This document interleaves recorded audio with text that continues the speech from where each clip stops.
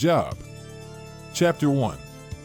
Once there was a man called Job who lived in the land of Uz. He was a man of integrity who did what was right. He respected God and avoided evil. He had 7 sons and 3 daughters.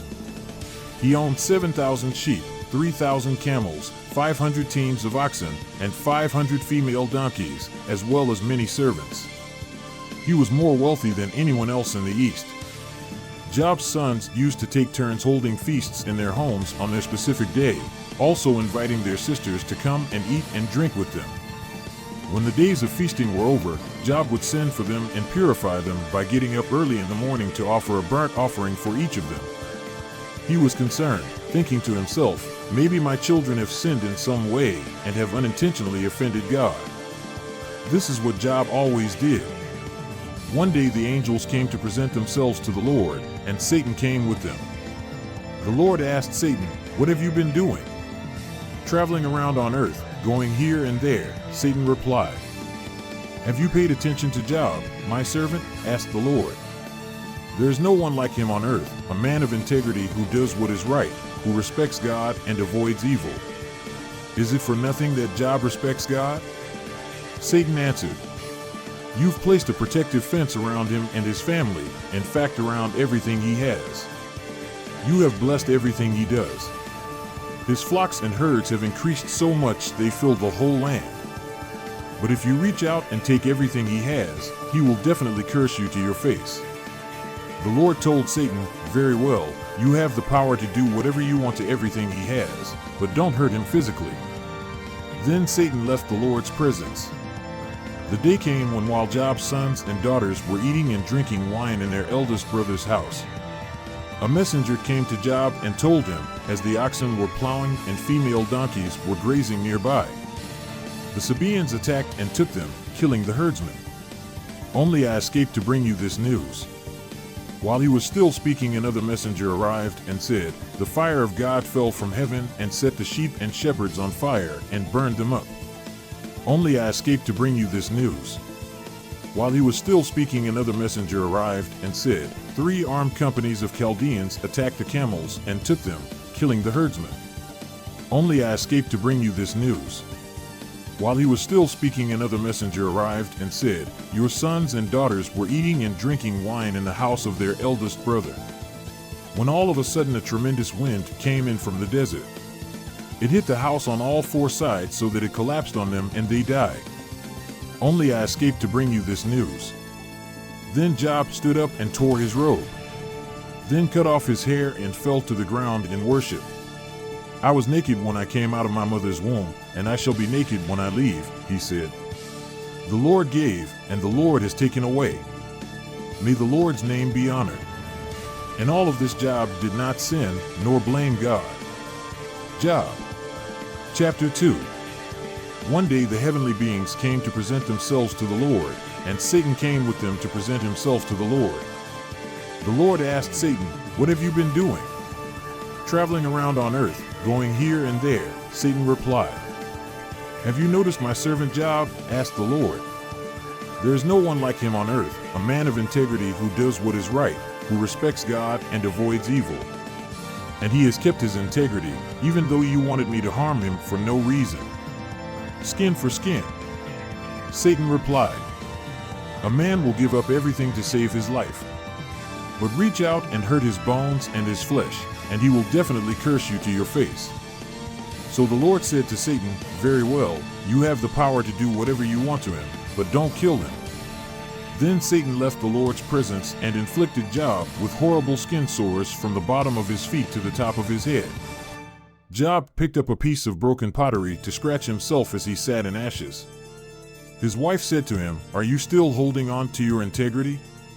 Curse God and die."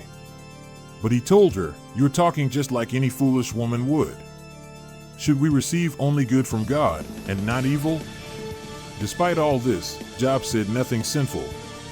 When 3 of Job's friends heard of all the trouble that had happened to him, they each left their homes, Eliphaz the Temanite, Bildad the Shuhite, and Zophar the Naamathite. They met together and went to comfort and console him. When they saw Job from a distance, they hardly recognized him. They broke out into loud wailing, tore their robes, and threw dust into the air over their heads. They sat down on the ground with him for 7 days and 7 nights. None of them said anything to him because they saw how badly he was suffering. Job. Chapter 3. After this, Job began speaking, cursing the day of his birth.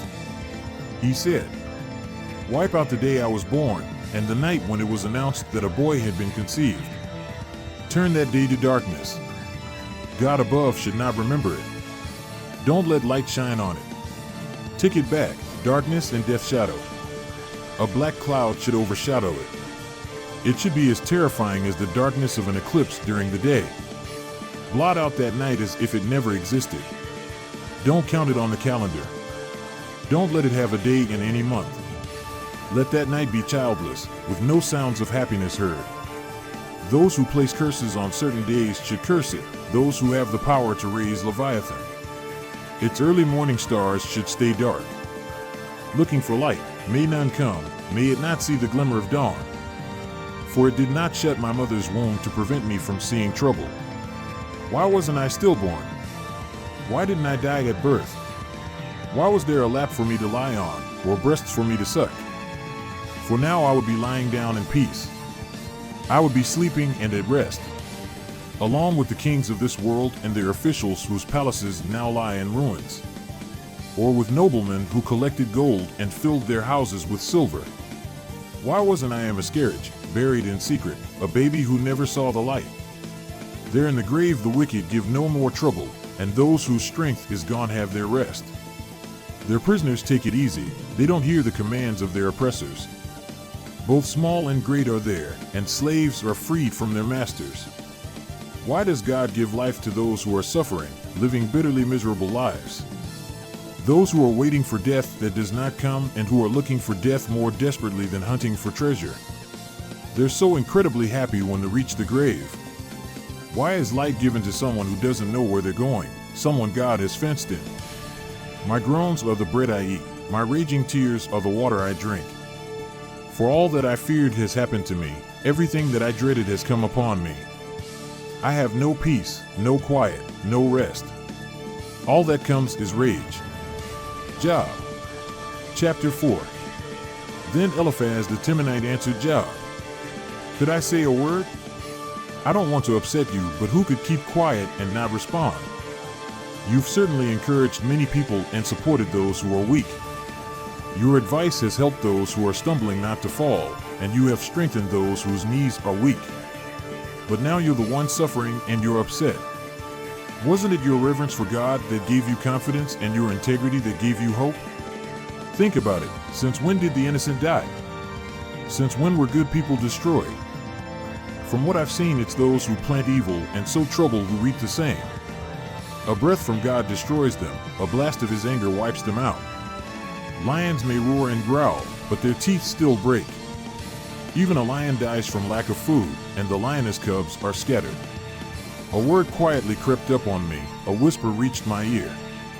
Troubling thoughts came to me in nightmares when you fall into a deep sleep.